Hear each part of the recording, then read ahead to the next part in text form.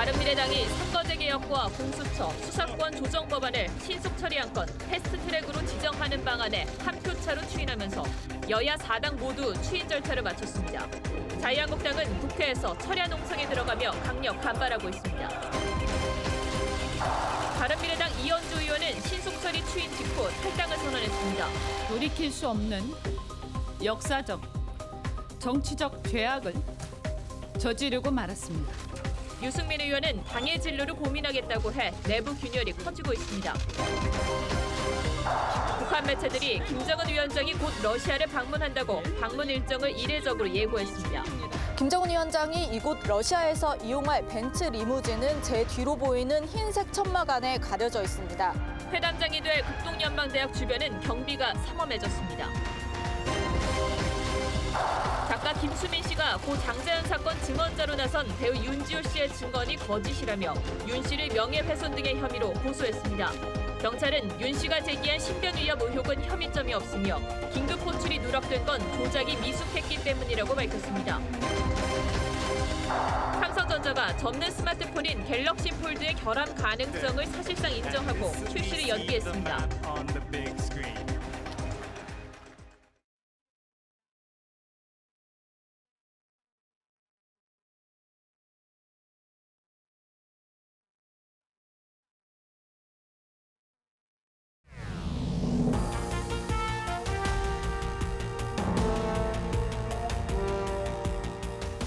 여러분 안녕하십니까? 뉴스9의 신동욱입니다. 선거제 개편과 고위공직자 비리수사처 설치 법안을 신속 처리 법안으로 지정해 처리하는 문제를 두고 여야가 정면 충돌했습니다. 어제 자유한국당을 제외한 여야 4당 원내대표가 신속 처리를 합의한 데 이어 오늘 모두 추인을 받음으로써 이 법안들은 소위 패스트트랙 위로 올라서게 됐습니다.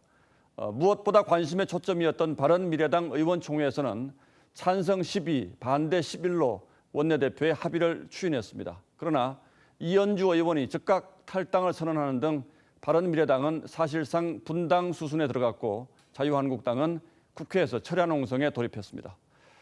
오늘은 먼저 이 문제를 자세히 살펴봐드리고 잠시 뒤에 바른미래당 지상욱 의원을 직접 인터뷰하도록 하겠습니다. 먼저 서주민 기자가 보도합니다. 최대 관건은 바른미래당 의원총회였습니다. 회의 시작부터 찬반 양측이 신경전을 벌였습니다. 공개적으로 언론들한테 얘기를 못한다면 이게 무슨 민주적인 정당이라고 할 수가 있겠습니까? 무슨 언론한테 공개를 해야 될 의무가 어디 있어요? 아니 국회 결국 비공개로 진행된 의총에서 찬성 12대 반대 11, 한 표 차로 추인을 받았습니다. 표결을 과반으로 할지 3분의 2로 할지까지도 표결로 정할 정도로 4시간 진통 끝에 나온 결과입니다. 앞서 더불어민주당과 민주평화당, 정의당은 일찌감치 당내 추인을 받았습니다. 모든 의원님들이 거의 만장일치로 추인을 했습니다. 당론으로 추인했습니다. 당내 추인을 받은 여야 4당은 모레 관련 특위를 열어 선거제 개편안과 공수처법, 검경 수사권 조정안을 신속 처리 안건으로 지정할 계획입니다. 신속 처리 안건으로 지정된 법안은 최장 330일이 지나면 국회 본회의에 자동으로 상정돼 표결에 붙여집니다.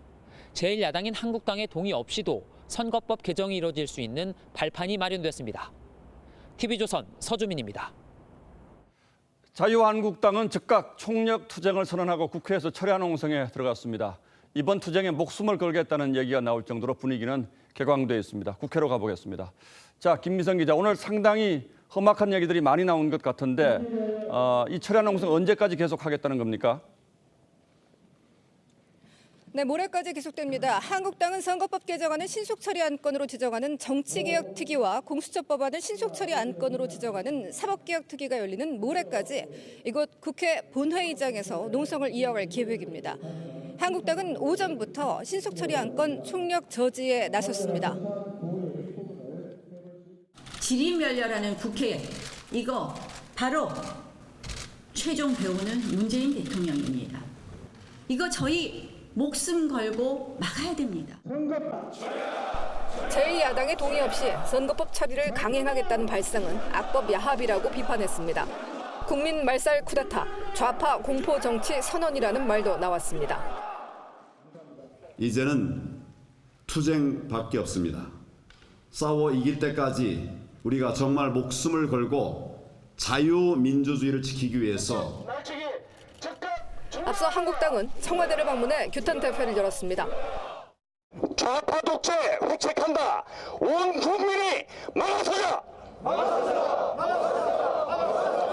국회 의석 늘어난다. 연동형 비례대표제 즉각 포기하라. 25일 정개특위와 사개특위가 신속 법안 처리를 지정할 경우 의원직을 일괄 사퇴하는 방안도 일부 거론됩니다. 한국당은 주말 광화문 대규모 장외투쟁을 예정하고 있습니다. 청와대 앞 천막 농선도 논의 중입니다. TV조선 김미선입니다.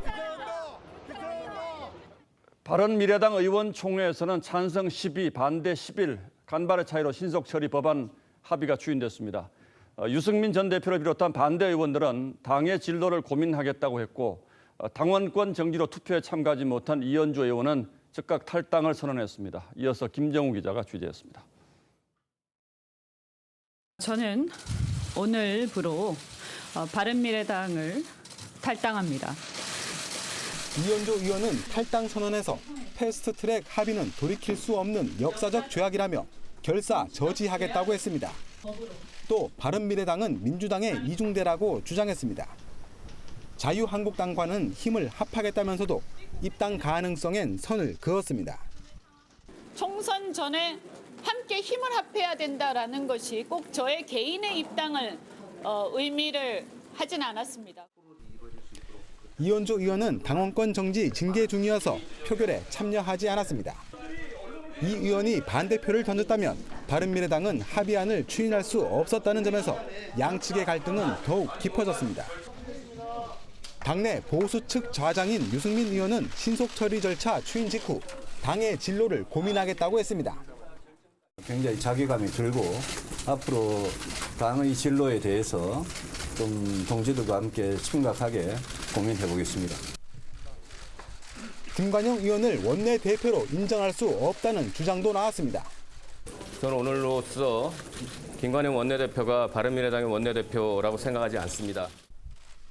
당장 추가 탈당이 이어지진 않겠지만 바른미래당은 사실상 분당 절차에 들어간 것으로 보입니다. TV조선 김종호입니다. 이번에 신속 처리 안건에 올린 선거제 개편안과 공수처 법안은 이제 정치개혁특별위원회와 사법개혁특별위원회라는 1차 관문을 통과해야 합니다. 이 위원회를 통과하려면 제적위원 5분의 3 이상이 동의해야 하는데 선거제 개편안이 걸려있는 정개특위는 18명 가운데 11명 이상이 찬성을 하고 있어서 무난한 통과가 예상됩니다. 하지만 공수처법을 다루는 사개특위는 결과를 장담하기가 어렵습니다. 확실한 찬성파가 9명에 그쳐서 결국 바른미래당 소속 두 위원이 어떤 결정을 내리는지가 관건입니다. 전국을 얼어붙게 만든 이 두 법안의 미래에 어떤 변수들이 있는지 홍혜영 기자가 설명하겠습니다.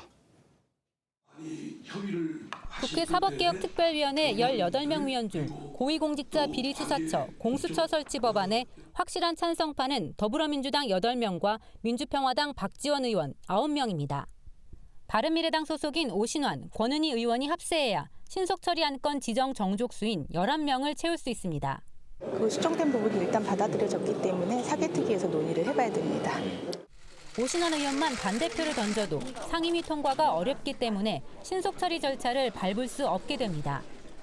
선거제 개편안은 정치개혁특위에 바른미래당 의원 2명이 찬성 입장이어서 자유한국당이 반대하더라도 신속처리 안건 지정에 무리가 없습니다.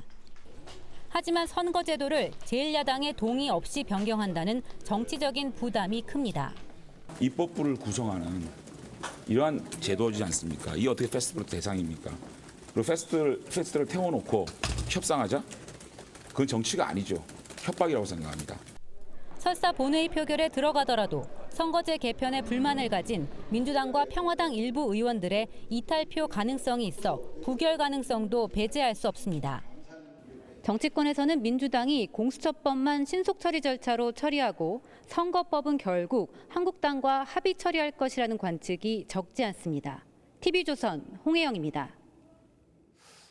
예, 보신 것처럼 바른미래당이 신속처리 안건, 특히 여당이 공을 들이고 있는 공수처법에 운명을 이제 쥐게 된 셈이고 또 다른 한편으로는 이 문제로 당 내분 사태가 수습 불가의 상황으로 가는 것 같기도 합니다. 지상욱 의원 나와 있습니다. 자, 어서 오십시오. 예. 네, 안녕하세요. 예. 뭐 결과적으로 추인되긴 했습니다만 반대표를 던지신 거죠? 네, 일단 그 전에 국민 여러분께 좀 말씀을 드리고 싶습니다. 오늘 저희들이 난장판 이런 모습을 보여드리는 거 부끄럽고요.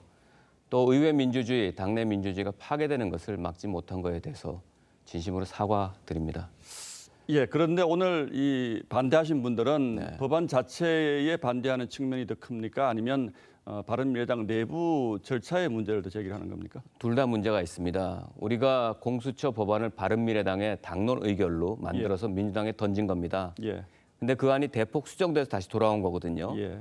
그 뭐 대통령에게 인사권을 준다든지 또 부분 기소권을 허락한다든지 하는 건 저희 안이 아니었습니다. 예. 거기에 대한 불만이 있었고요. 예. 그렇게 돌아온 안을 당연히 당론 의결을 거쳐서 수정을 해야 되는데 예. 그런 과정을 거치지 않고 단순히 밀어붙이기식으로 찬반 투표로 몰고 갔다는 것은 그 당내 민주주의 절차성 또 민주적인 정당성을 훼손했다 이렇게 보는 겁니다. 근데 저희가 보기에는 그 김관영 원내대표가 합의하기 전에 상당한 시간이 있지 않았는가 이런 생각도 드는데 사전에 당 내에서 의견을 조율할 수 있는 여지는 전혀 없었던 겁니까? 분명히 있었습니다만 불구하고도 예. 지난 목요일 날 그 의총도 한번 뒤집어지지 않았습니까? 예.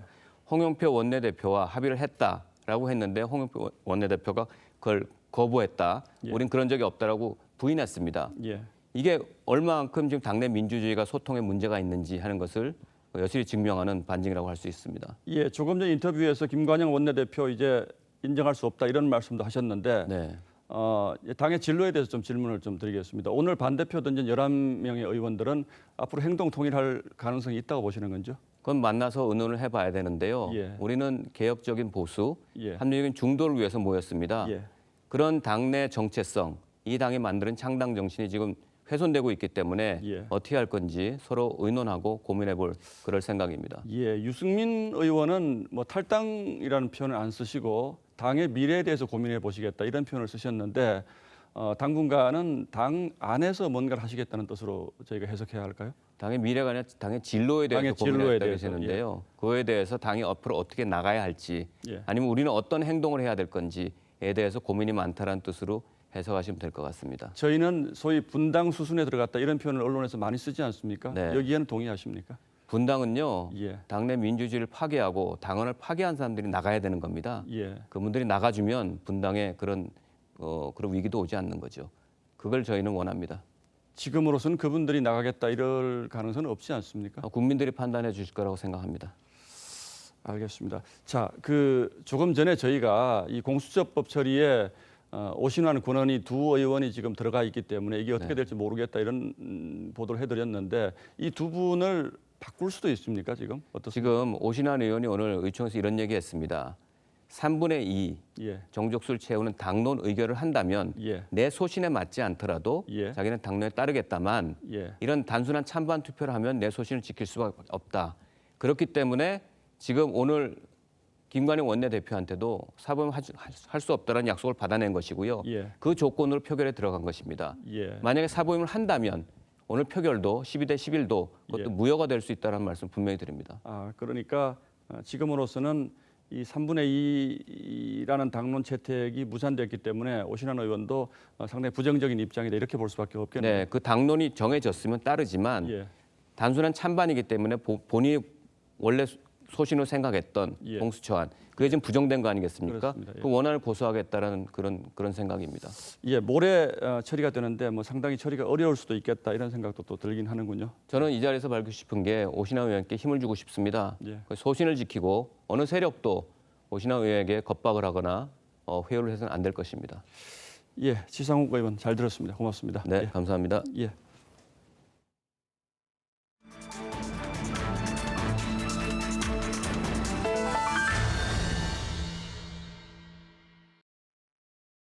예, 북한 김정은 위원장이 내일부터 2박 3일간의 러시아 방문 일정에 들어갑니다. 북한은 이례적으로 이 일정을 사전에 공개했는데 이 역시 정상국가라는 점을 강조하기 위한 것으로 보입니다. 백대우 기자가 김 위원장의 러시아 방문 동선을 미리 살펴봐 드리겠습니다. 북한이 김정은 국무위원장의 방로 소식을 이례적으로 열차 출발 이전부터 공개했습니다. 김정은 동측에서 러시아 연방 대통령 울라즈미르 비치 푸친 가카의 초청에 의하여 곧 러시아 연방을 방문하시게 됩니다. 러시아 유력 일간지 코메르산트는 김 위원장이 230여 명과 함께 전용 열차로 이동한다면서 24일 블라디보스토크에 도착할 것이라고 보도했습니다. 평양에서 출발한 열차는 함경남도 고원, 함경북도 나진, 하산을 거쳐 총 1180km 떨어진 블라디보스토크에 내일 오후쯤 도착할 전망입니다. 김 위원장은 첫 공식 일정을 내일 저녁 시작합니다. 러시아 푸틴 대통령과의 만찬을 시작으로 다음 날 극동 연방대에서 단독 확대 회담을 잇따라 진행합니다. 회담 이후에는 전용 리무진을 타고 아버지인 김정일이 묵었던 가반 호텔과 부친이 방문했던 빵 공장, 러시아 최대 규모인 연해주 해양관을 찾을 가능성도 제기됩니다. 일각에선 러시아 태평양 함대 사령부와 군사, 역사박물관을 둘러볼 것이란 전망도 나옵니다. TV조선 백대호입니다.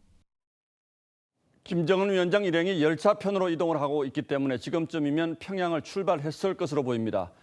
회담장이 될 블라디보스토크 극동연방대학에는 경비가 삼엄해졌고 취재진의 접근도 차단됐습니다. 현지에 가 있는 이채연 기자가 보도하겠습니다.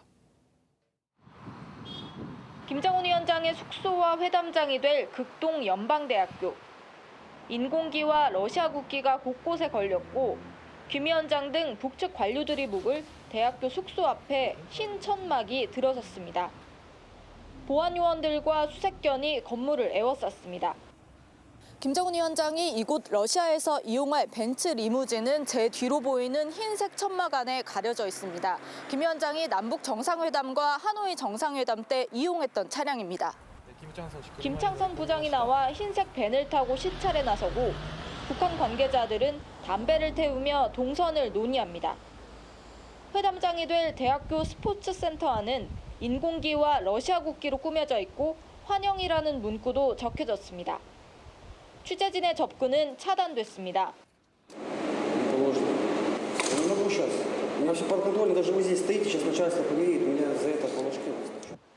학생들도 어리둥절합니다. S동이 폐쇄돼서 절로 갈 수 있는 방법이 아무것도 없고 외부로는 아무것도 보여지지 않는데 안에서 무대도 설치되어 있다고 들었어요. 오늘 오전 고려항공 임시편이 싣고 온 가구들도 속속 극동연방대학교에 도착했습니다. 회담 준비 잘 되고 계신가요? 김 위원장이 도착하면 회담장 내 접근은 더 어려워질 것으로 보입니다. 러시아 블라디보스토크에서 TV조선 이채연입니다.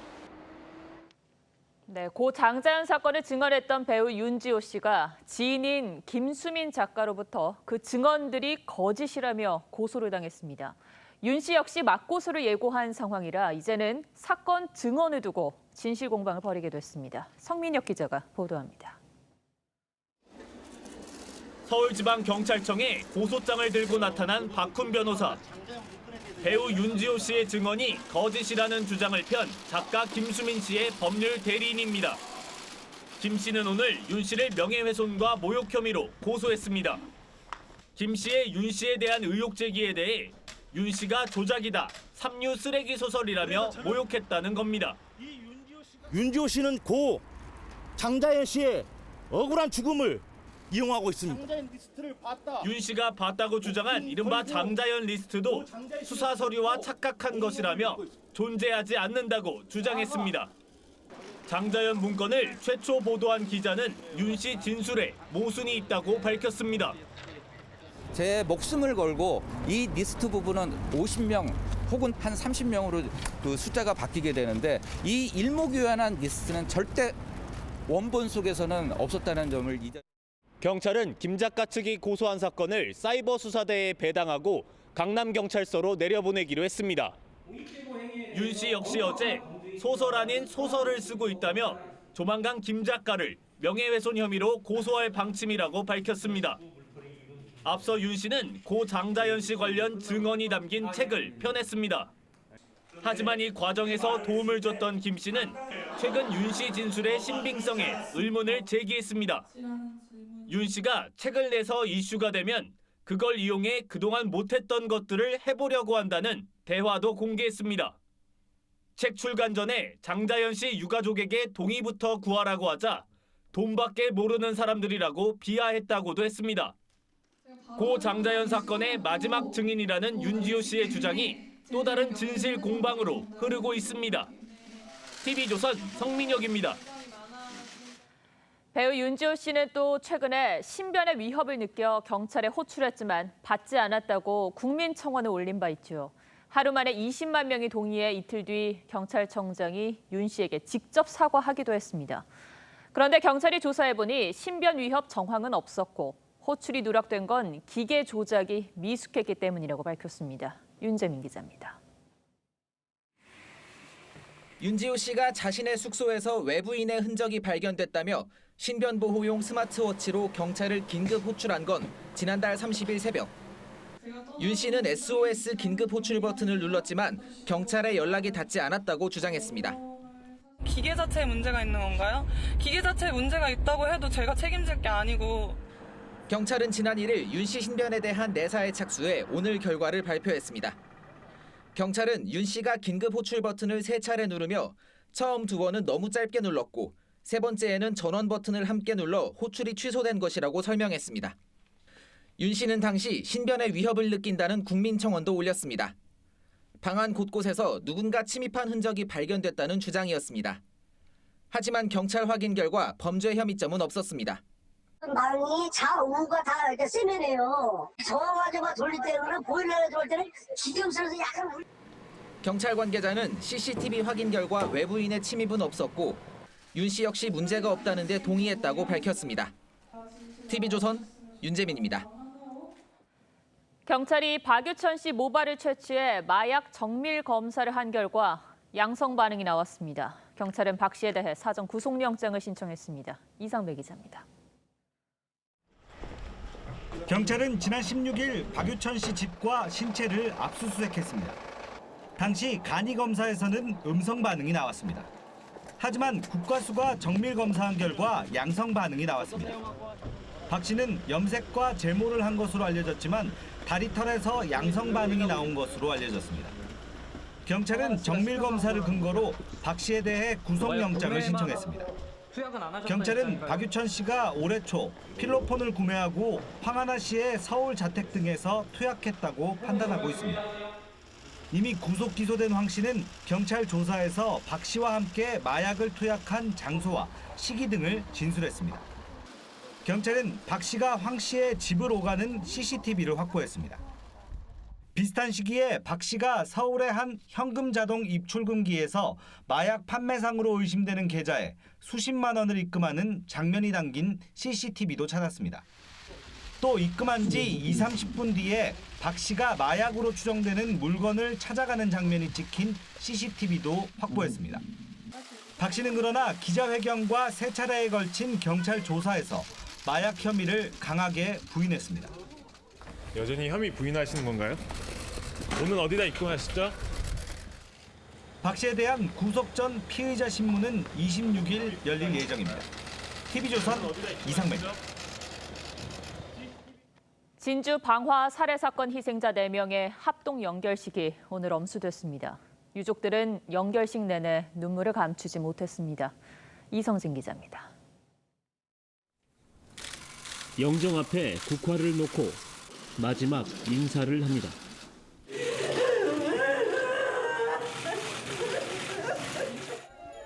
장례식장을 떠나는 운구 행렬. 유족들은 운구차를 차마 보내지 못합니다.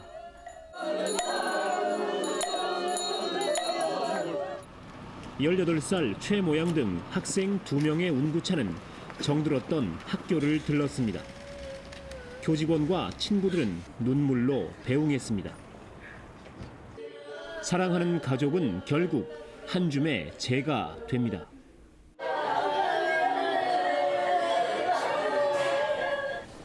진주 방화 살인 사건 희생자 4명의 합동 연결식이 오늘 엄수됐습니다. 사건 발생 7일 만입니다. 유족들은 그동안 경찰의 사과를 요구하며 장례를 연기했습니다. 유족들은 어젯밤 늦게 진주시 등의 제안을 받아들였습니다. 진주시는 장례 경비를 모두 지원하고 성금 모금도 추진하기로 했습니다. 또 상설협의체를 구성해 피해자들을 돕기로 했습니다. 경찰은 진상조사 결과에 따라 사과하겠다고 약속했습니다. 국민들의 관심으로 인해서 우리 이번 사건들의 희생자분들의 뜻이 다음에는 이런 일이 발생하지 않는 그런 사례를 좀 남겼으면 좋겠습니다. 경찰은 주민 불안을 감안해 현장 검증은 하지 않기로 했습니다. 경찰은 오는 25일 수사 결과를 발표하고 아닌 득을 검찰에 송치할 예정입니다. TV조선 이성진입니다. 안인득의 조현병을 미리 관리했더라면 이 유가족들의 눈물도 없었겠죠. 안인득처럼 정신질환을 앓고 있지만 진료를 거부하는 환자가 많은데 사실 가족들도 전문가가 아니기 때문에 관리하는 데 한계가 있을 뿐더러 위협을 느끼기도 합니다. 결국 정부 차원의 대책이 필요하다는 얘기입니다. 최민식 기자가 보도합니다. 정신질환을 앓고 있는 아들을 30년간 부양 중인 60살 김모 씨. 그러나 자신도 아들의 공격적인 행동 때문에 따로 살고 있습니다. 이웃의 항의로 1년에 두어 번은 이사를 가야 했습니다. 화가 나면은 주먹을 쥐고 문짝이고 뭐고 나도 팰 것 같아요. 솔직히 엄마 팰 것 같아요. 그래서 무작위 겁나 진짜 덜덜덜덜 떨려.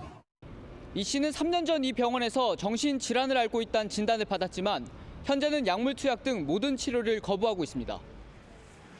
지난해 말에도 길 가는 사람을 2차례 폭행했고 집안에 있는 집기를 부수는 등 소란을 피워 경찰이 출동한 것만 7번입니다. 아들의 강제 입원을 고민 중이지만 쉽지 않습니다. 또 얘가 엄마가 그거 넣었다는 식으로 아예 안 나오는 것도 아니고 나오면 엄마네 보고하고도 남아요. 얘. 그렇기 때문에 국가 차원의 관리가 절실하다는 지적이 나옵니다. 보호자가 환자를 강제로 어떻게 병원에 데려가기가 굉장히 어렵기 때문에 적어도 경찰이나 이런 공권력에 의해서 확실하게 이런 도움을 줄 수 있는 시스템이 필요할 것 같습니다. 치료를 거부하는 환자들도 의료적 처방을 받을 수 있도록 공권력의 재량권을 넓힐 필요가 있다는 목소리도 커지고 있습니다. TV조선 최민식입니다. 네, 경찰이 오는 6월부터 음주운전 단속 기준을 강화합니다. 혈중 알코올 농도 0.03%부터 처벌받게 되는데 소주 한 잔만 마셔도 단속 대상입니다. 장윤정 기자입니다. 서울 강남도로에서 음주 단속에 걸린 남성. 음주 측정 결과 혈중 알코올 농도 0.049%로 훈방 조치됩니다. 현행 단속 기준은 0.05%부터입니다. 0.001%가 부족해서 훈방입니다. 그래도 또 가시다가 단속이 될 수도 있습니다. 그러나 오는 6월 25일부터는 단속 대상입니다. 개정된 도로교통법 시행으로 혈중 알코올 농도 0.05%였던 단속 기준이 0.03%로 강화됐기 때문입니다. 혈중 알코올 농도 0.03%에서 0.08% 구간의 처벌은 징역 1년 이하 또는 벌금 500만 원 이하. 경찰은 음주운전으로 사상자를 낸 운전자를 가중 처벌하는 윤창호법 시행으로 음주운전 감소에 큰 효과를 봤다고 설명합니다. 지난해 12월 18일 법 시행 이후 올해 1월부터 3월까지 집계된 음주 단속은 2만 7천여 건으로 지난해 같은 기간보다 27%가량 줄었습니다. 음주운전으로 인한 교통사고 횟수와 인명피해 모두 전년 대비 35% 이상 준 것으로 나타났습니다. 경찰은 상시 음주운전 단속 역시 줄이지 않을 방침이라고 밝혔습니다. TV조선 장윤정입니다. 승차 공유 서비스인 타다가 고급 택시 예약 서비스를 준비하고 있습니다. 그런데 서울시가 이 사업을 하려면 이행 보증금 10억 원을 내라고 요구했습니다. 고급 택시 중개업자를 통제할 유일한 방법이라는 건데 현행법으로는 이행 보증금을 요구할 근거가 없습니다. 신준명 기자입니다. 승합차를 이용한 승차 공유 서비스 타다입니다. 휴대폰 앱으로 호출하면 가까운 곳에 있는 차가 강제로 배차됩니다. 자, 목적지로 출발하겠습니다. 타다를 운영하는 소카는 오는 29일부터 2,800cc 이상 승용차를 투입해 타다 프리미엄 서비스를 운영할 계획입니다. 그런데 서울시와 협의를 하는 과정에서 문제가 생겼습니다. 소카 측은 서울시가 이행보증금 10억 원을 요구했다고 주장했습니다. 소카가 수수료율 인상 제한 등 협약안을 지키지 않으면 서울시가 보증금 10억 원을 회수하는 내용입니다. 소카 측은 이행보증금이 법적 근거가 없다며 반발했습니다. 저희는 또 과도하게 굉장히 많이 요구를 했고 그거에 대한 법적 근거도 사실 없는 거고요, 지금. 여선웅 소카 본부장은 SNS를 통해 법적 근거 없는 규제는 범죄, 법 위에 군림하는 공무원이 있는 한 혁신은 없다고 비판했습니다. 서울시는 고급 택시 품질 하락과 수수료 상승 등을 조정하려면 이행보증금이 유일한 방법이라고 설명했습니다. 서울시는 이행보증금 10억 원은 아직 결정된 사항이 아니라며 기존 고급 택시 중개업체와 협의를 계속하겠다고 밝혔습니다. TV조선 신준명입니다.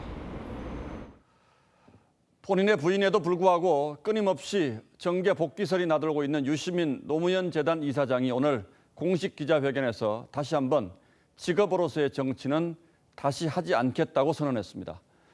차기 대선 주자 관련 여론조사에서 자신의 이름이 완전히 사라지기를 바란다고도 했습니다. 박재훈 기자가 취재했습니다. 유시민 노무현 재단 이사장은 자신의 정계 복귀설에 대해 직업 정치를 완전히 떠났다고 말했습니다. 제가 진짜로 직업으로서의 정치를 재개할 생각이 있다면 이런 식으로 안 하죠.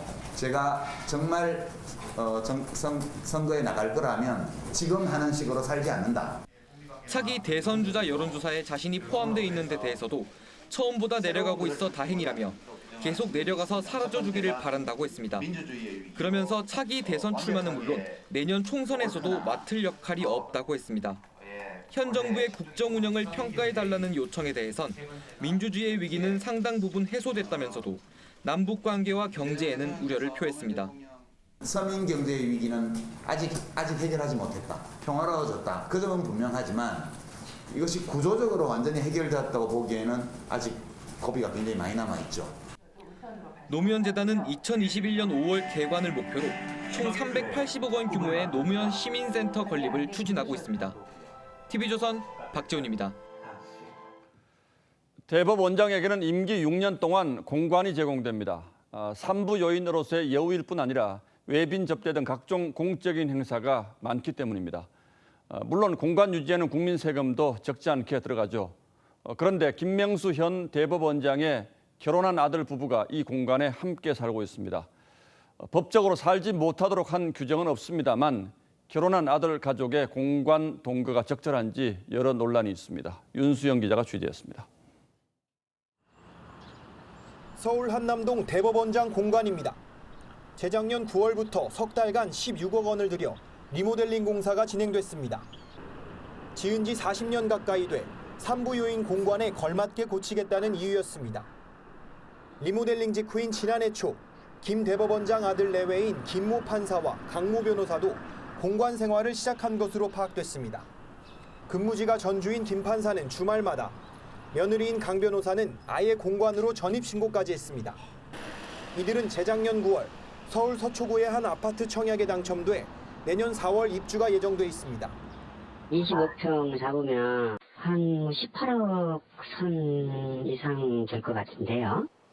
분양대금을 수월하게 치르기 위해 이른바 공관 재테크를 시작한 게 아니냐는 의혹이 제기되는 대목입니다. 공관 안엔 가로 2m, 세로 3m인 미니 모래사장과 그네 의자, 조립식 축구대 등도 설치돼 대법원장 손주를 위한 놀이터 의혹도 불거졌습니다. 대법원 측은 가족이 공관에 함께 살면 안 된다는 규정은 없다고 강조했습니다. 그네는 기존 벤치를 치우면서 예산으로 산 것이고 모래사장은 리모델링 공사에 쓰고 남은 모래 4만 5천 원어치를 무상으로 제공받은 것이라고 설명했습니다. 또 강 변호사도 오는 26일 공관을 나가기로 했다고 덧붙였습니다.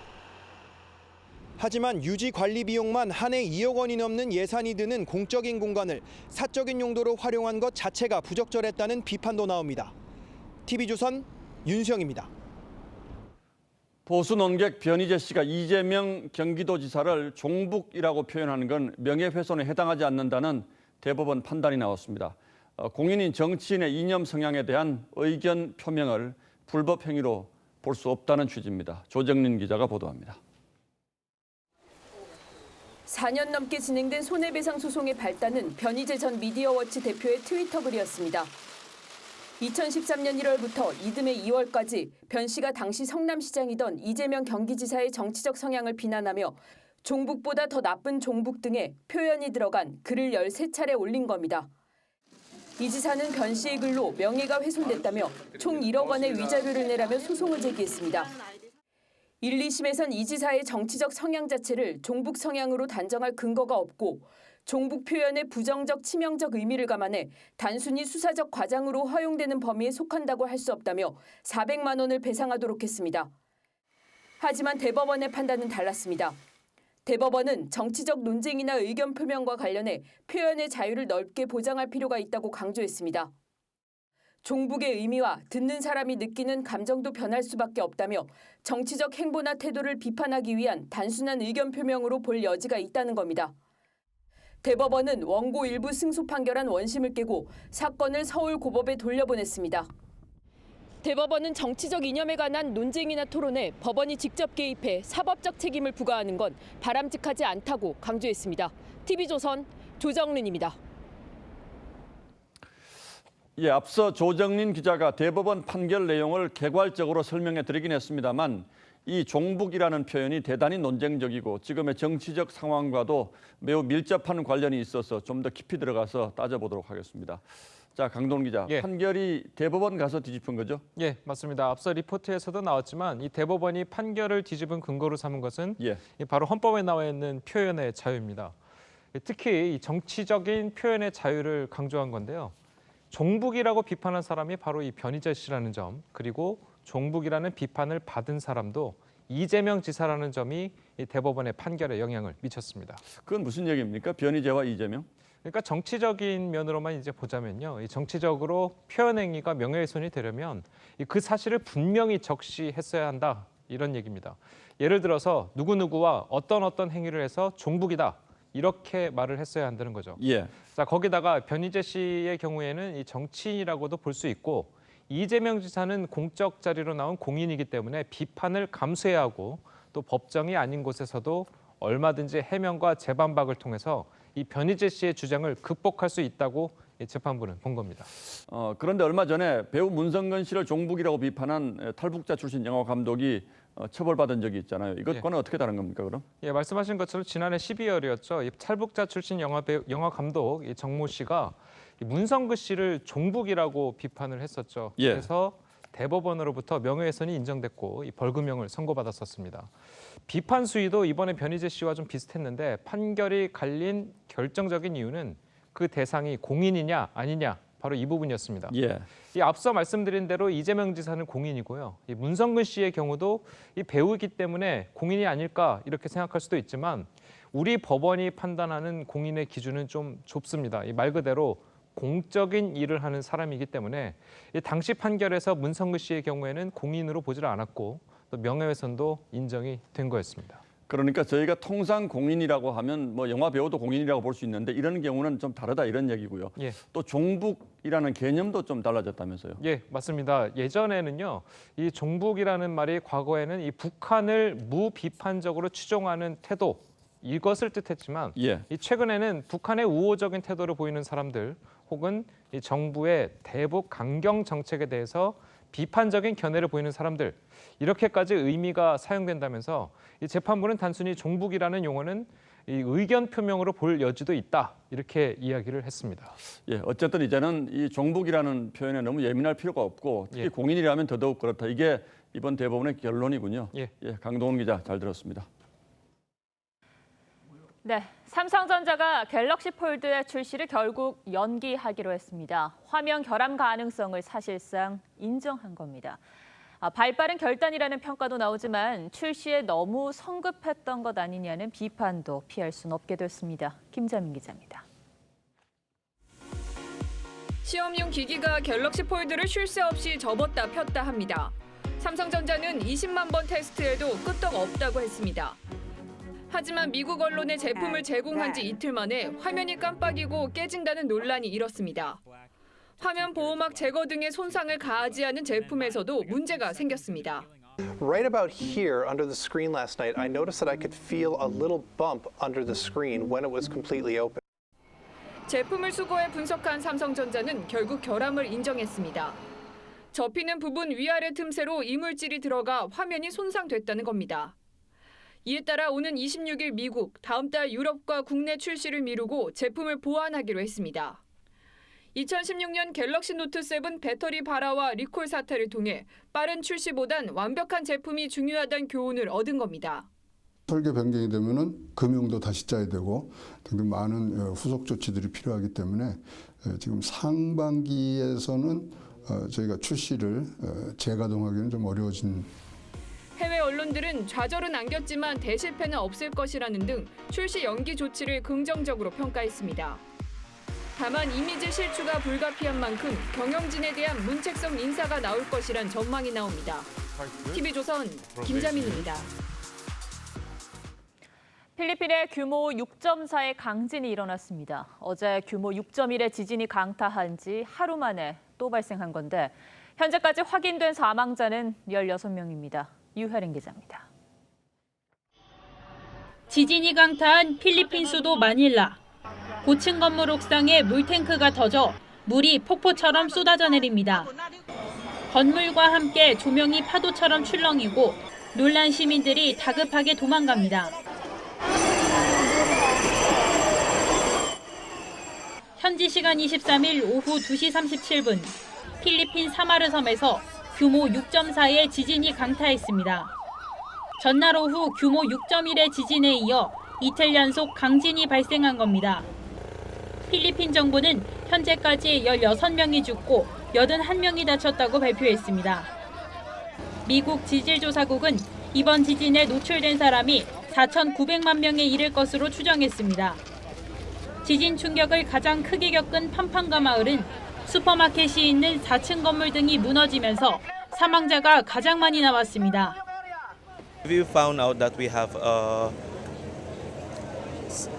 31 individuals who were trapped here, including the employees and the customers. 잔해에 묻힌 실종자도 16명에 달해 사망자는 더 늘어날 전망입니다. 필리핀 정부는 마닐라와 인근 지역의 관공서와 학교를 폐쇄하고 안전점검을 진행했습니다. 필리핀 한국대사관은 현재까지 교민들의 인명피해는 없는 것으로 확인됐다고 밝혔습니다. TV조선 유혜림입니다.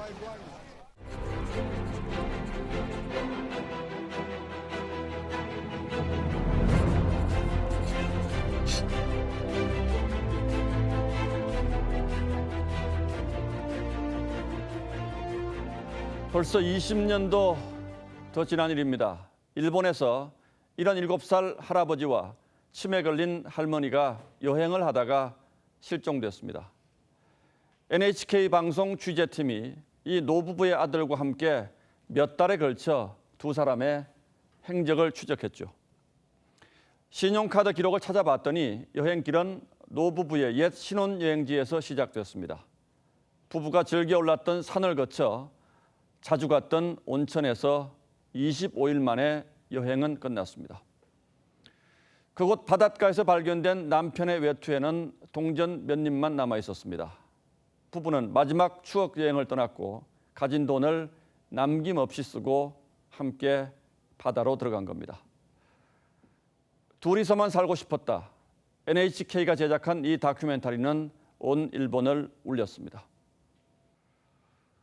이제 고령의 치매가 불러온 비극은 우리 주변에서도 낯설지가 않습니다.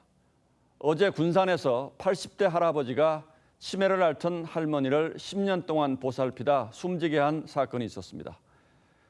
남편은 자기 스스로도 감당하기 힘든 병에 걸리자 극단적 선택을 했습니다만 차마 따라가지 못한 채 숨진 아내 곁에서 울고 있었다고 합니다.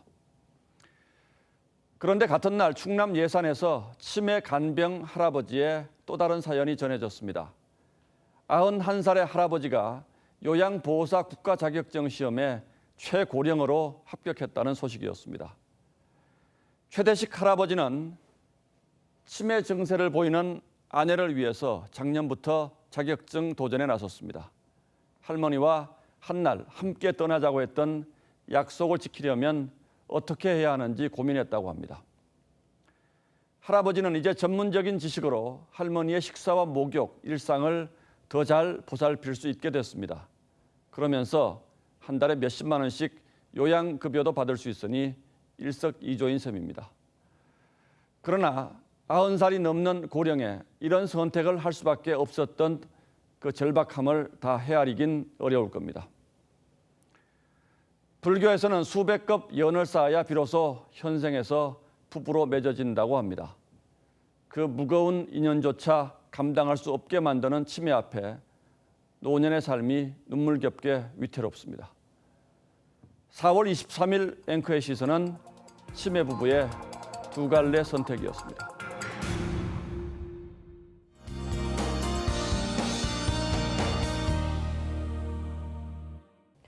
네, 매우 건조한 날이 이어져 왔는데 반가운 봄비가 내립니다. 내일 오전까지 이어지는데요. 충청 남부 내륙은 오후까지도 내리겠습니다. 10에서 30mm 정도 예상이 되는데 경남 해안에는 최고 50mm 이상 내리겠고요. 서울, 경기, 강원은 더 적은 양이 내리겠습니다. 또 모레 목요일에도 오후에 중부지방 쪽으로 비 소식이 있습니다. 비가 오면서 고온 현상도 누그러질 것으로 보이는데요. 일단 내일까지는 평년보다 기온이 높습니다. 아침 최저 기온 서울, 청주, 대구, 전주 16도로 시작을 하겠고요. 낮 최고 기온도 서울이 25도, 대구 22도, 광주 20도까지 오르겠습니다. 내일 오후에도 전국이 흐린 가운데 곳곳에서 빗방울이 떨어지겠습니다. 비가 내려 미세먼지가 쌓일 틈은 없겠습니다. 내일도 공기 상태 좋겠고요. 목요일과 금요일 사이 비가 내린 뒤 주말에는 맑은 날씨가 예상됩니다. 때이른 더위도 좀 누그러질 것으로 전망됩니다. 날씨였습니다. 예, 화요일 뉴스9 여기서 모두 마치겠습니다. 시청해주셔서 고맙습니다.